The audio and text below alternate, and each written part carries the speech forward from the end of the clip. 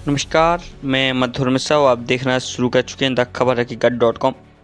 भारत देश विषमताओं का देश है और यहाँ आपने अनेकों चमत्कारों की कहानी भी सुनी होगी।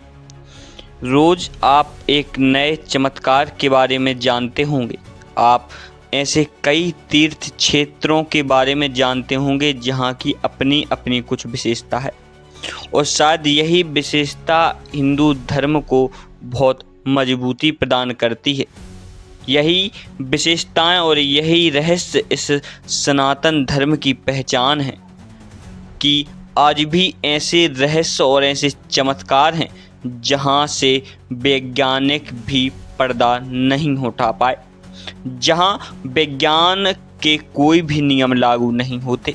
दरअसल ऐसा हम इसलिए कह रहे हैं क्योंकि एक मंदिर जो बुंदेलखंड में स्थित है जिसका नाम है अछरू माता मंदिर, ठीक ऐसा ही यहाँ है। यहाँ चमत्कारी है माँ की महिमा।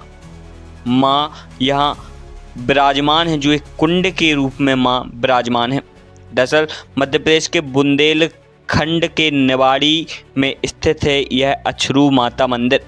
निवाड़ी से महज 5-10 किलोमीटर की दूरी पर यह धाम स्थित है जिसे अछरू माता मंदिर कहा जाता है।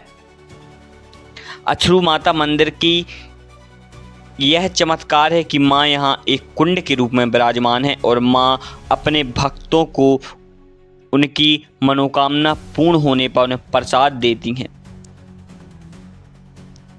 कहा जाता है कि माँ की प्रतिमा के सामने जो कुंड मौजूद है और जिस कुंड में से यहाँ के प्रधान पुजारी भक्तों को जल देते हैं, उसी कुंड में माँ अछरू विराजमान है, जो भक्तों की हर मनोकामना को पूर्ण करती हैं।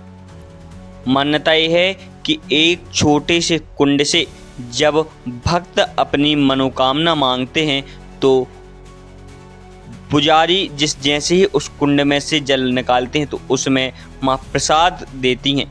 अब उस प्रसाद में किसी को माँ फल दे दें, किसी को मिठाई दे दें, तरह तरह के फल और मिठाई या अन्य चीज़ें माँ प्रसाद के रूप में भक्तों को देती हैं।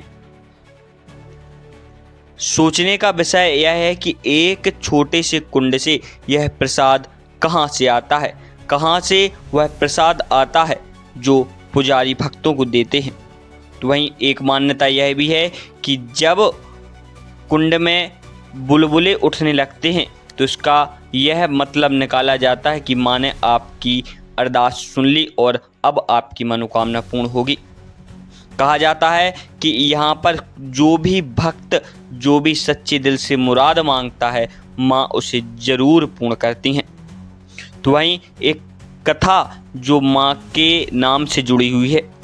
कहा जाता है कि बहुत समय पूर्व यहाँ पर एक अछरू नाम के व्यक्ति हुआ करते थे, जिनकी गाय खो जाने पर वह इसी कुंड के पास बैठे थे।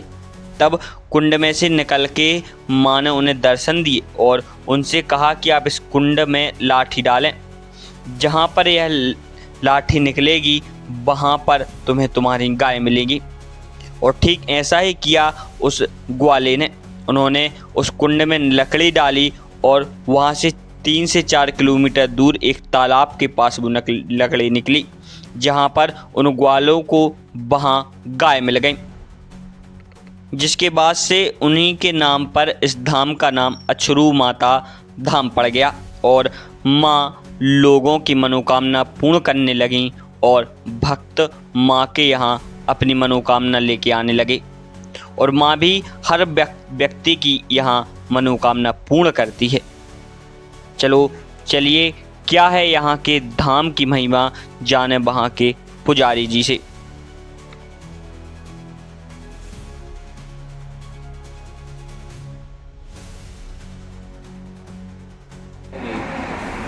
बहुत साल पुरानी कहानी है यार, 400